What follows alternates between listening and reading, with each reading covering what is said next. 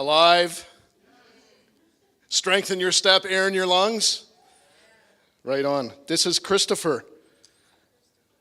Can you say hello? Say good morning. Good morning. Prepping them. This is practice.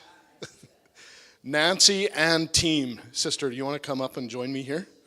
And then maybe we'll even, I don't know if we need chairs or whatever. This is super formal but informal. We'll let Nancy introduce part of the women's home. Today was a whirlwind and an adventure for your entire team, but part of...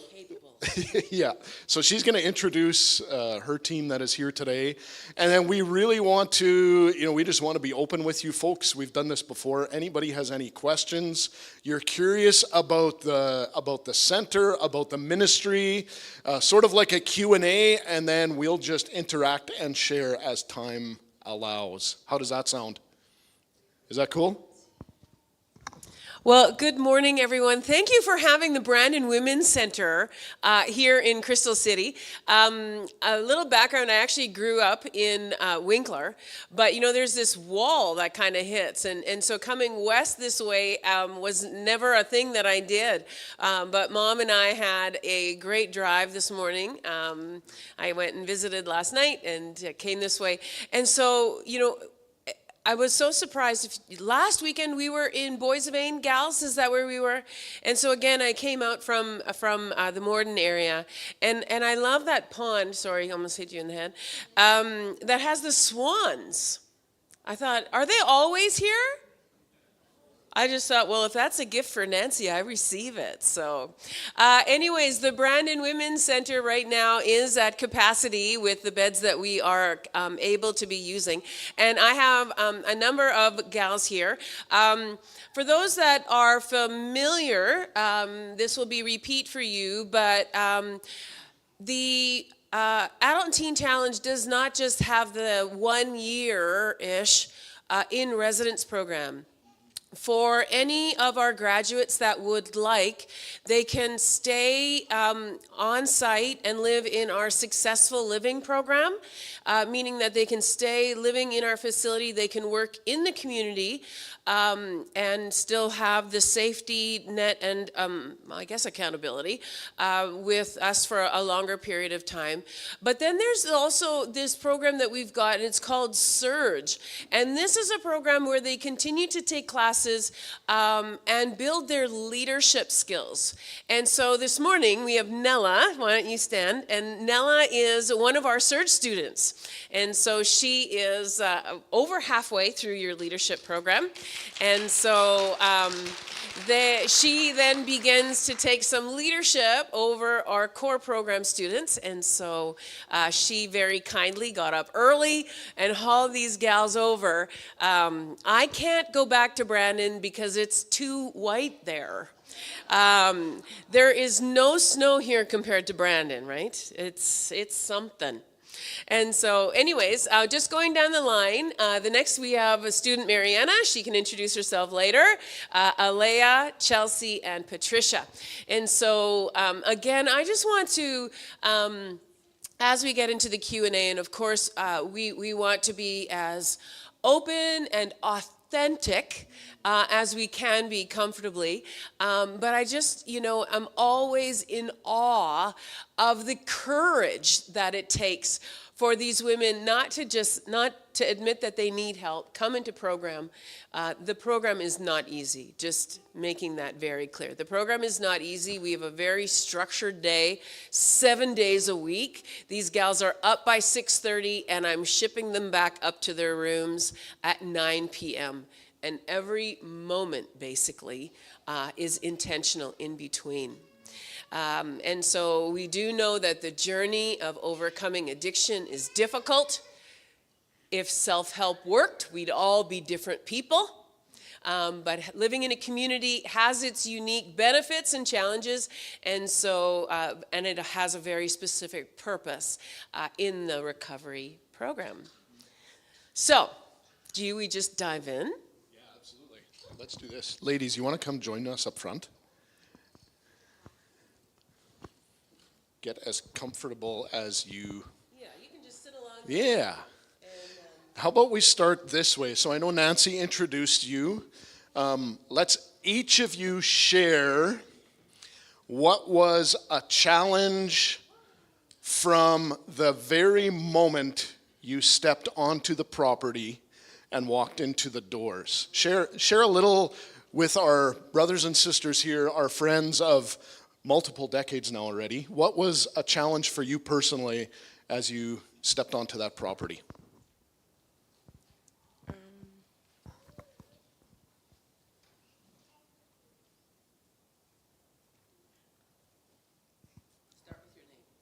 Okay, my name is Mariana. I've been in the program for 8 months, so the first thing that I thought when I got there, I think was,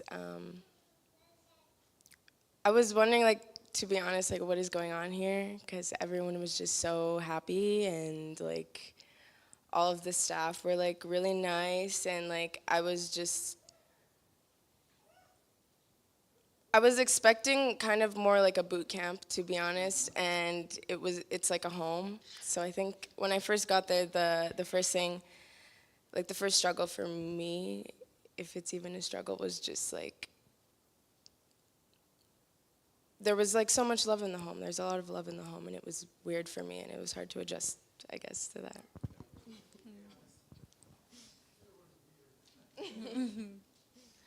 My name is Alea, and I'd say the struggle that I had was like stepping out of my comfort zone to talk to people and to tell them like the things that I needed help with, was just basically opening up. So that was hard for me. I'm Patricia. Tomorrow I have been here for 5 months. There wasn't really a struggle, it was relief, because I knew it was what I was supposed to do, and I have the best people in my life. I have never laughed so hard in the last 5 months as I have in my whole entire life. The love that I got from the moment I met those girls and the staff was just overwhelming, but good, so yeah. I'm Chelsea. I can't say that I had a struggle walking through the doors because it didn't happen until now. Because I was ready to come in, I was ready. It was just I had to realize what I needed to fix inside of me in order to get better. Does that make sense?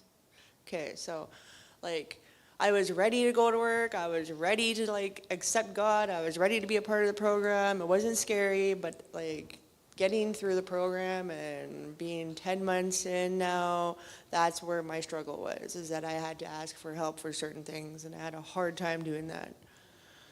Yeah. Good morning. My name is Nella. And I'd have to say for myself, the biggest struggle was actually getting there. And then once I decided to come, once I got there, I just felt such peace. Peace came over me, and again, relief. And also just knowing I'm exactly where I'm supposed to be, right at the exact time. And then I just dove in full-heartedly. Thank you, ladies. Anybody have any questions? Curiosities that you want to ask us personally, indirectly? Mr. Reimer.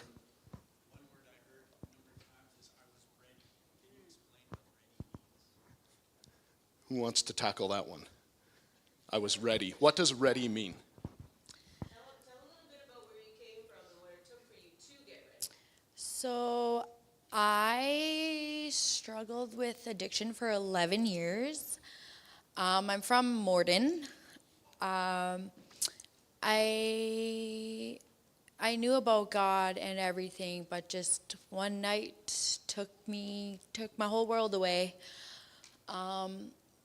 I struggled mentally, emotionally. I lost my dad, I lost my brother, lost my best friend, and lost my children, my family. And like, I was just done. Like, I didn't care if I lived or died, to be honest. I was just like, just take me, because I couldn't handle it anymore. But for some reason, I had this little bit of hope that it would get better. And, you know, my family was like, Teen Challenge, Patricia. And I'm like, I don't need that. And then they're like, yeah, you do. And finally, I was at my lowest point in my life. I had nothing. And I decided to come to Teen Challenge, and just knowing that I would have a peace, and that God's got me, and that the support and love of my family, I just knew that as I continued on this journey with God, my life would be restored. I would be new, because if I wouldn't have chose to go to Teen Challenge, I probably would not be here today. So, ready. I was ready because, you know what, I couldn't do it on my own anymore. I needed help. I wanted help, and I knew I just needed people to help me get there, and I just knew that it was time, like, so yeah.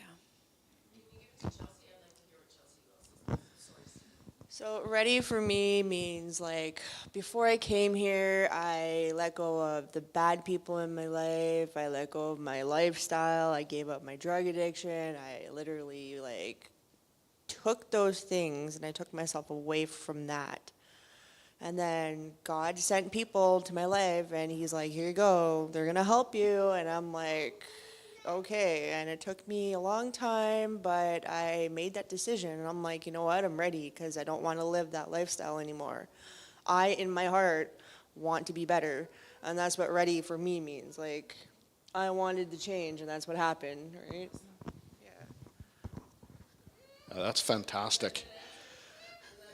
But let's lean into that a little bit more. Steve, I'm going to put you on the spot. Can you come up and help me a little bit? Yeah, come on. I normally don't do this with him because he gets asked all the time.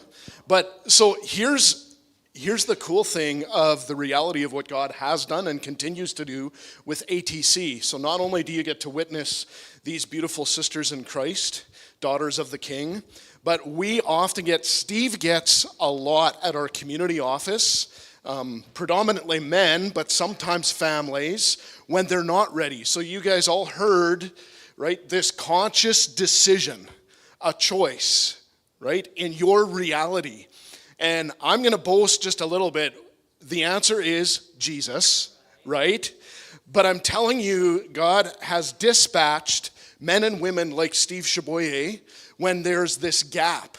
And Steve gets to come alongside willingly and journey with them while they are waiting to get ready. Steve, do you want to share a little bit about what that looks like at the community office and maybe even currently?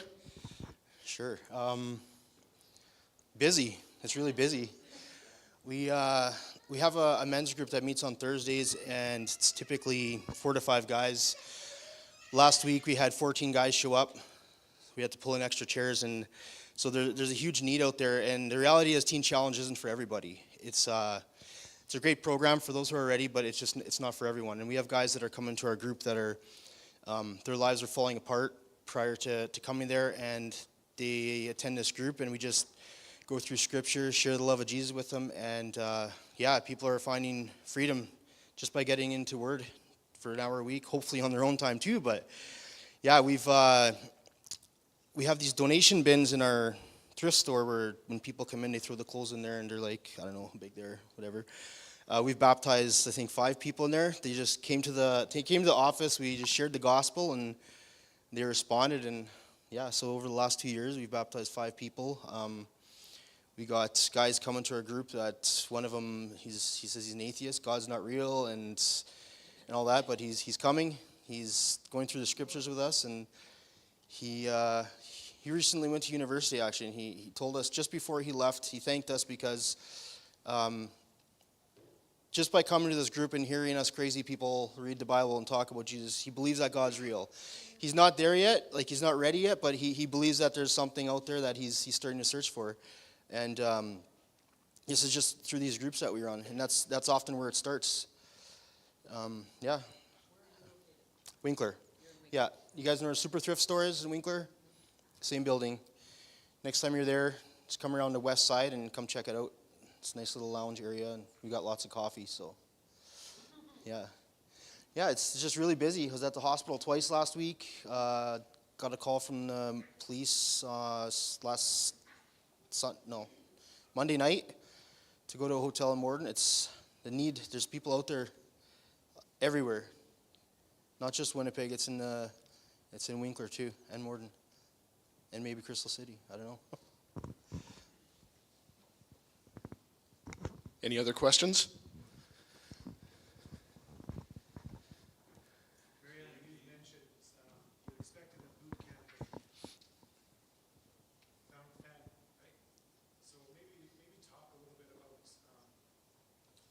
how the idea of family works into recovery, in terms of brothers and sisters, but also God as your father, and maybe just expand on the family idea of Teen Challenge.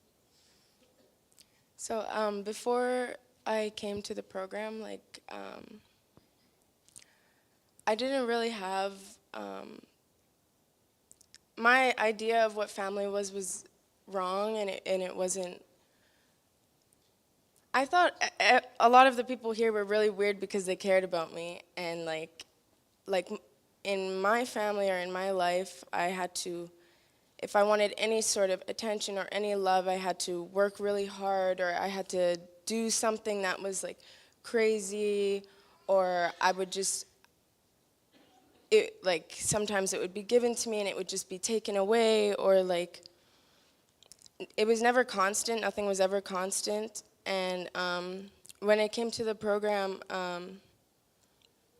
like I found God, like as a father, and he revealed himself to me in so many ways that I know that he's not angry and he's not cold, and he's loving and he's forgiving, and even when there's like, because like it's a really hard program, so there's a lot of times where us girls like go through days and things will come up and we'll have to heal from certain areas, and sometimes like the trials will, like each other are used in those, so like if I'm learning to be patient or something, and then Alea will just be like really like making me impatient, so I'll like learn from her the value of that. And so I think a lot of the times we'll see from each other, like one day I'll be like, that's really annoying what one of these girls is doing, and then the Lord will show me that's a quality I have, and just because someone else has like different qualities or whatever, we're all growing, and we're all growing together, and all of the girls, like, we really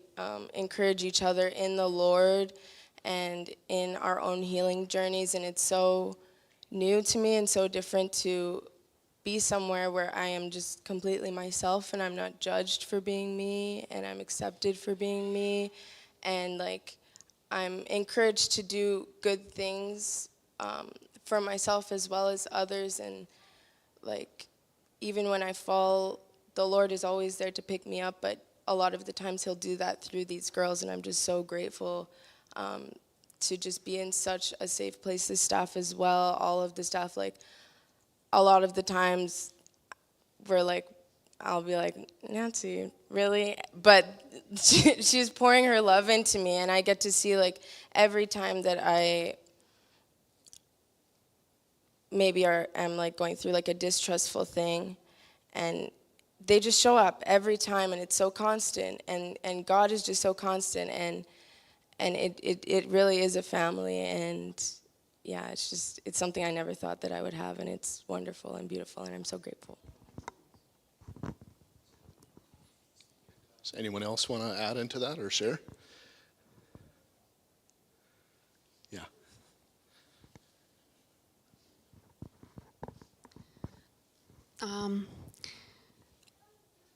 Actually, I can relate to a lot of what you're saying, Mariana, and the background I came from, it felt like the love was conditional. Okay, so if you were in comparison to the others doing, something above and beyond, maybe you got some attention, but otherwise, it kind of felt like a void. And it's not that there wasn't love, it was just that the generation that my parents were from, they weren't able to express it, and I didn't know that. I just felt the void.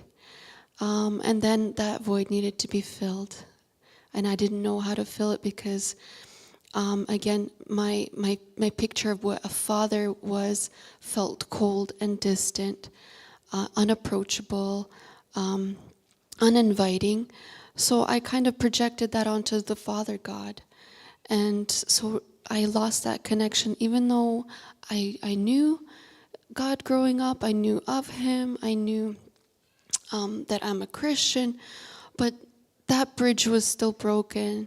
And until I was at Teen Challenge and experienced that constant, unconditional love, because I did have to see it through people, because people are what heals relationships. We heal relationships with each other, and then we heal that relationship with God. So that's what I needed, and without that, I had no future. So we live in community living, and we live with all these girls, and like we're all in the house together, and we all work together, and we spend so much time together, and we get to know each other, and like we are seriously there for one another. And like when someone like is crying, or someone is feeling bad, or someone's having a bad day, it's like we are there because like God teaches us love, and God is love, you know what I mean? So we love each other.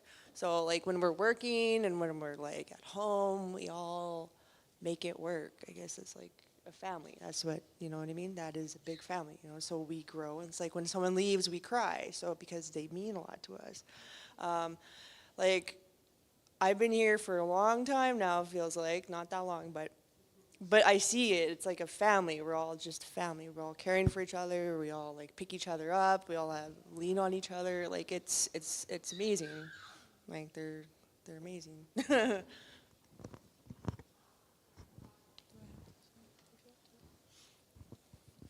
Yeah, it's incredible.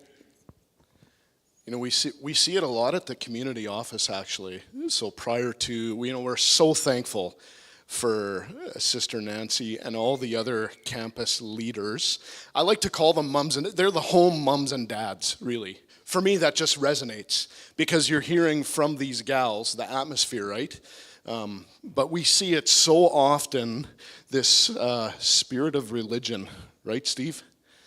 We have so many men and women that come to ATC and they know of God and they've heard of Jesus, but the relationship is completely absent. Now, please hear my heart.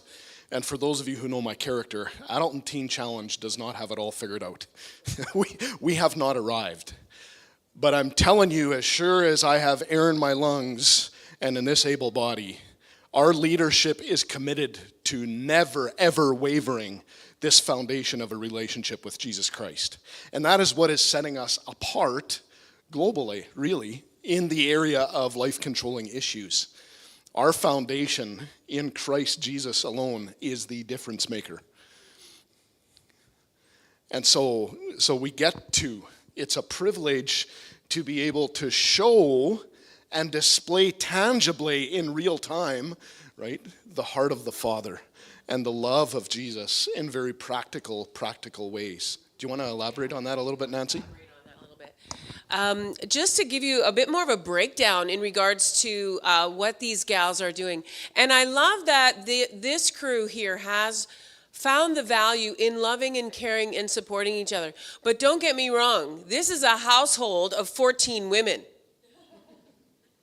Right?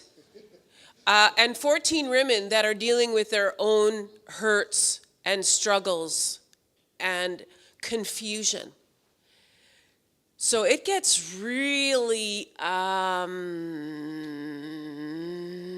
something in there. I don't really even know sometimes what's happening in the building, but again, it's kind of like sifting through it and making sure whatever response and whatever foundation comes from, even the correction, if I'm going to go there, and I just did, even when correction needs to come, it really comes from a heart of love. So, do we have a correction process? Yes. How many of you been in the correction process? Yep. Good percentage. And is the correction process set up in a way to actually help you grow? Yeah. Do you hate me for it? No. Briefly. That's how it works, right? That's how it works. When correction comes, it's not always comfortable. So I want to make sure that you're all very, very aware. Okay, so the Brandon Women's Center is a beautiful ranch-style building. It's on this acreage. We have a septic tank. One day I'm going to figure that thing out. And so when the students come, there is time set aside every day for personal devotion, group devotion, worship. We worship at least twice a day. Again, not for hours on end, but just to make sure that we have that time. The bottom line, and even all of our learning materials, these girls go through booklets, you have class, you have tests, you have all this kind of stuff. It's actually a discipleship program.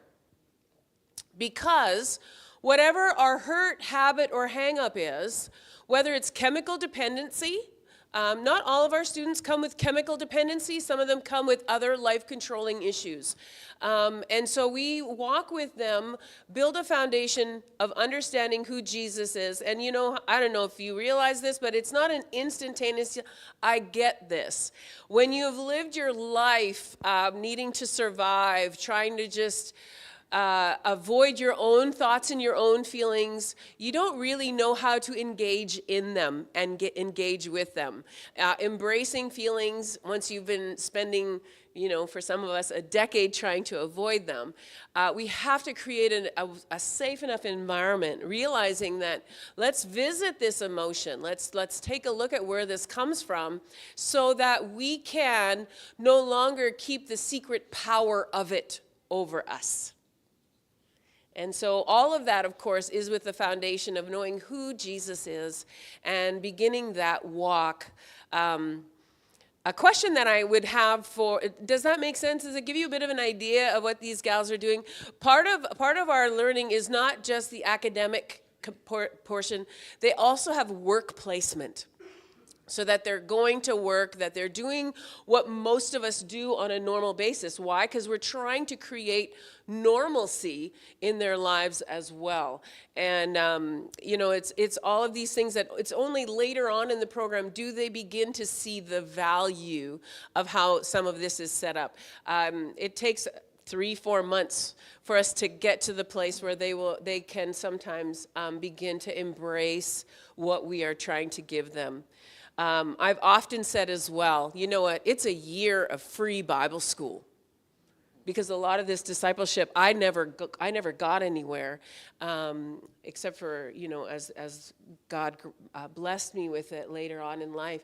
But in that way, it's really, really powerful. A question that I would have for you gals is, when people think about the Teen Challenge program, we always say, plan for around 12 months. Can you see the value as in why people need to gear up for that? Was the timeline difficult? Is the timeline suggestion difficult? Alea, would you be prepared to give a little bit of feedback around just even that topic? If not, it's okay. I'll pass it along to somebody else. The time. Yeah, when you heard that the program was, you need to bank on at least a year, how did that influence you, and do you now see the value of giving time towards this? Well, I was really ready for it. I'm like, yes, let's do this. I spend so much time doing. I used to tell my mom, I'm on vacation, you know, in my addiction. And then coming here, it's just like, I have so many things to do. And sometimes I feel like I don't have enough time to do them. But I think it's really good for a year because you have so much baggage on you that you need to work through. And like, a year gives you a lot of time to reflect and go through a lot of things, and it just like really transforms you, like the program, because it's like Jesus is the center of it. It's like focusing you on Jesus and who you are in Christ, and I really love that. So for me, I think it's a really big blessing to be in a program for a year that really helps you and supports you and encourages you to be the best you can be, just to be the best you can be, you know, as we walk out our journeys here on earth. And it's really awesome. Yeah. How much time do we got, Brother Derek? Few more minutes. Anyone else in the audience have any questions or?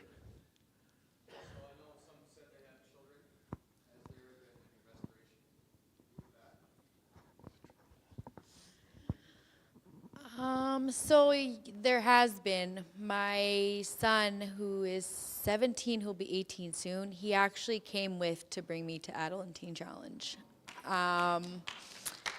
Yeah.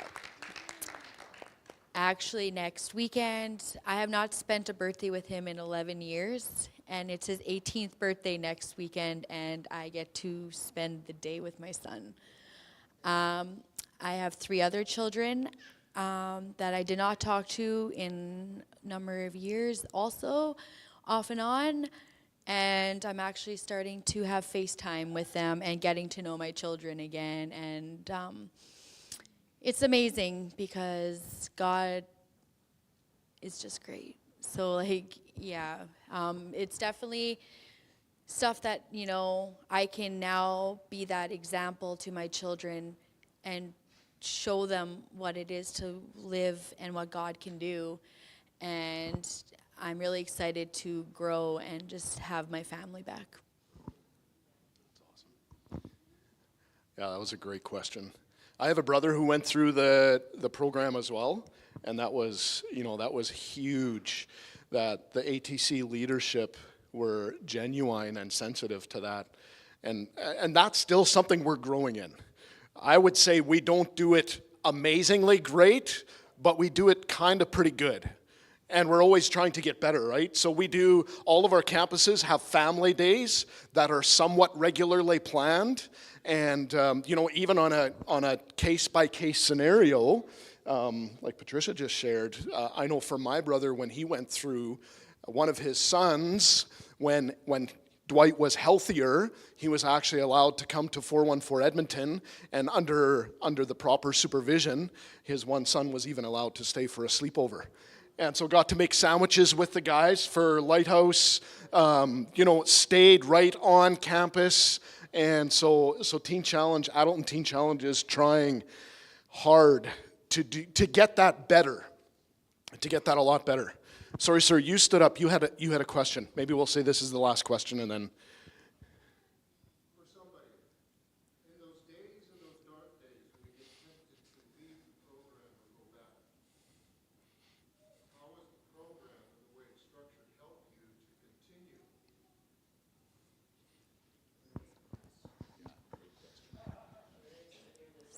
So I just went through this process about a month ago.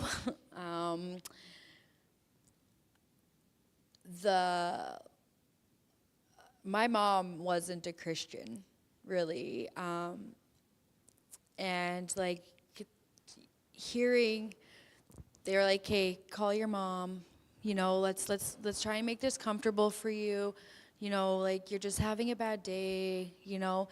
But I was like, no, my mind's made up. I'm gone. And I just, the love and encouragement from the staff was, they're like, Patricia, like, you're doing so good, like, and like, they pray with you and everything, and you just give it to God, and and you do, because you know what, we're gonna face things like this when we're out of program, so dealing with it in program is like, it's still hard, but it helps us grow.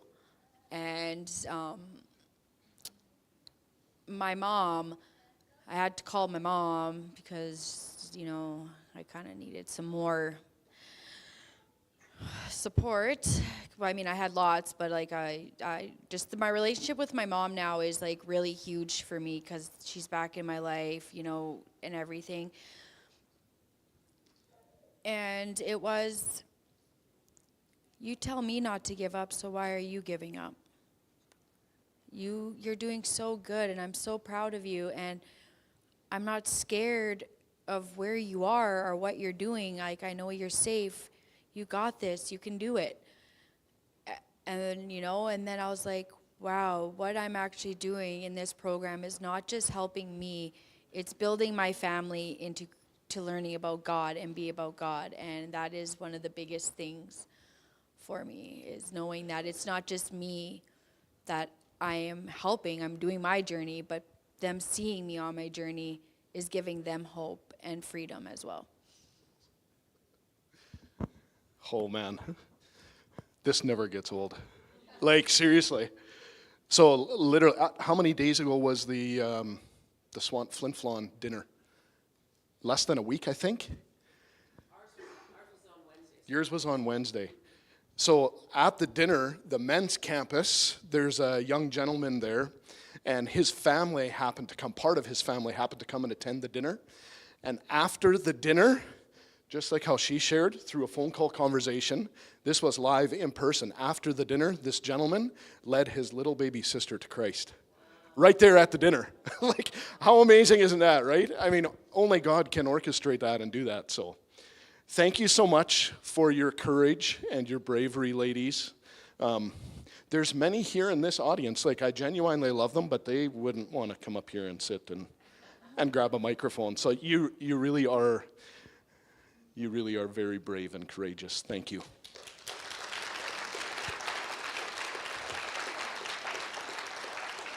Thanks for the time, Brother Derek and Cornerstone.